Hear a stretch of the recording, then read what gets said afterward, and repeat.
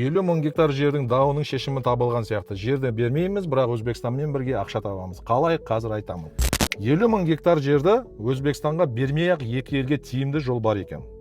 Алдыңғы видеода осы 50 мың гектар жер мәселесін көтердік. Көпшілігіңіз өз пікірлеріңізді жаздыңыздар. Енді осы мәселеге байланысты Қазақстанның мал өсірушілер одағы басқа ұсыныс айтып отыр. Меніңше, осы ұсынысты жақсылап қарау керек. Өзбекстанға мал мен ет керек. Бізде мал бар, фермер бар, жер бар, бордақылау алаңдары бар. Онда неге 50 мың гектар жерді пайдалануға беруіміз керек? Одан да Өзбекстан тарапы бізден етті алдын ала сатып алуға келісім жасап, соған қаржы құйсын. Сол қаржы біздің бордақылау алаңдары қазақстандық шаруалардан бұқан мен қой сатып алады. Мал Қазақстанда өседі, Қазақстанда бордақыланады, Қазақстанда сойылады, Қазақстанда өңделеді. Ал дайын ет Өзбекстанға экспортталады. Сонда Қазақстанға не пайда? Біздің шаруаның малы өтеді, бордақылау алаңдар жұмыс істейді, ет комбинаттар жұмыс істейді, жұмыс орындары ашылады, яғни салық өзімізге түседі. Ең бастысы қосылған құн Қазақстанда қалады. Бірақ Қазақстан шаруасына бұдан да үлкен пайдасы бар.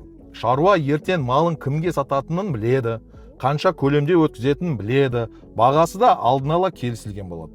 Сонда шаруа малды көбейтсем, ертең кімге сатамын деген ең негізгі сұрақтан құтылады. Керісінше игерілмей жатқан жерлердің барлығын игереді, жем шөбін егеді, мал басын көбейтеді, қорасын кеңейтеді, яғни шаруашылығын қорықпай масштабтауға кіріседі. Меніңше біздің мал шаруашылығының ең керегі де осы мал шаруашылығына тұрақты нарық және ертеңгі күнге сенімділік. Ал Өзбекстанға не пайда? Оларға 50 мың гектар жерді алып, бәрін нөлден бастап құрудың қажеті жоқ.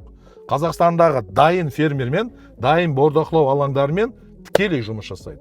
Қаржысын салады, алдын ала келісім жасайды, өзіне қажетті көлемді дайын етті тұрақты алып отырады. Яғни Өзбекстанның ет нарығында тұрақтылық пайда болады. Қанша ет алатынын білет, қай уақытта алатынын білет, қандай бағамен алатын алдын ала келіседі.